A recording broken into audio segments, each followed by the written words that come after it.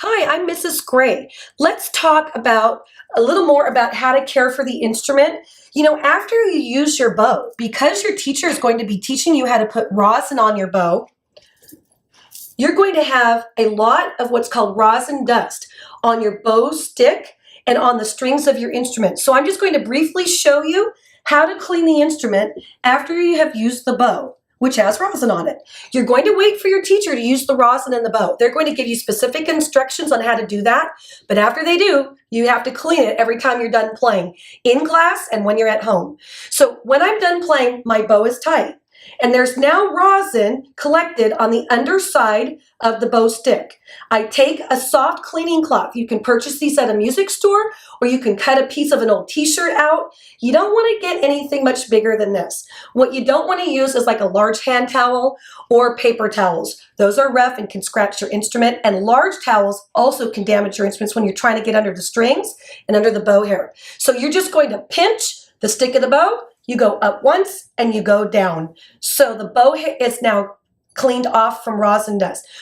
Don't ever clean off the bow hair. It's not necessary. You want that rosin to stay on the bow hair. The next thing you're going to do after you put your bow away, you're going to wipe the rosin dust from the strings real quick. You're going to go underneath and between where the bridge and the tailpiece is, and I just go over the top of the instrument really quick. That should cover it. You do not need to put any water. You don't want to put any spray, and you don't really need the cleaning polish on your instrument. I rarely use it, and I'm a professional violinist. Just using my soft cloth is enough to get that rosin dust off, and you'll find your instrument will be nice and shiny again after you do that.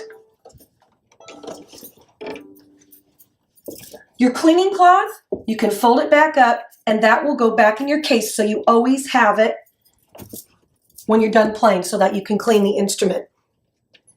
Let's talk a little bit about broken instruments. Some instruments will break for various reasons. Sometimes when you set your case down too hard on the floor, you can cause your instrument to go out of adjustment, or you can cause the bridge to fall off. You want to be very gentle with your instrument when you set it down on the floor. That way you will not cause your bridge to move or your pegs to go out of adjustment, which means out of tune. You want to be very gentle when setting your case down on the floor or wherever it is you're putting it at school to store it.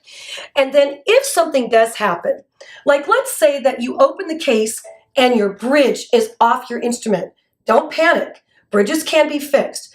What you want to do is you want to tell your teacher, and your teacher will repair the bridge for you if they can. If they cannot do a repair on your instrument, it's something that is broken that is not within their means to repair, you'll need a professional repair person at a music store to repair the instrument. You always want to go back where you rented your instrument from to get that repair done. So for example, if this bridge came off and it was broken in half, you show your teacher and they will tell you where to go to get that repaired.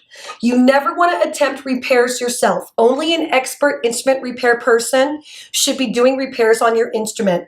You never want to try to glue anything back on the instrument. That is for a repair person to do at a music store. Okay, so let's talk about where to store your instrument when you are finished playing. Obviously at school, your classroom teacher is going to tell you where to put your instrument. And sometimes your classroom teacher is going to have a special place for those instruments so that they are in a safe place. First of all, you always want to make sure that if you're a violin or a viola, your case, again, is latched or zipped securely so that when it's being stored, the instrument can't fall out of the case.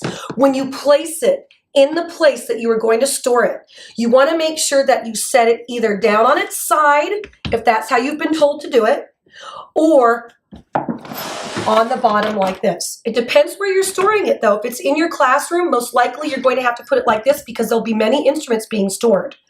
You never ever want to store your instrument standing up on its side and leaning against something, especially if you're a cello player, because that could be knocked over and the neck of your instrument could break or the bridge will come off. So you always want to be very careful to store it in a safe, secure place. And you want to store it in a place that's not too cold and not too hot. Your instrument is very temperamental. And you don't want to leave it where there's heat blowing on it constantly or air conditioning, because that could do damage to your instrument, and also it can cause it to go out of tune. You want to try to keep it in tune as long as possible so you can practice before your next lesson at school.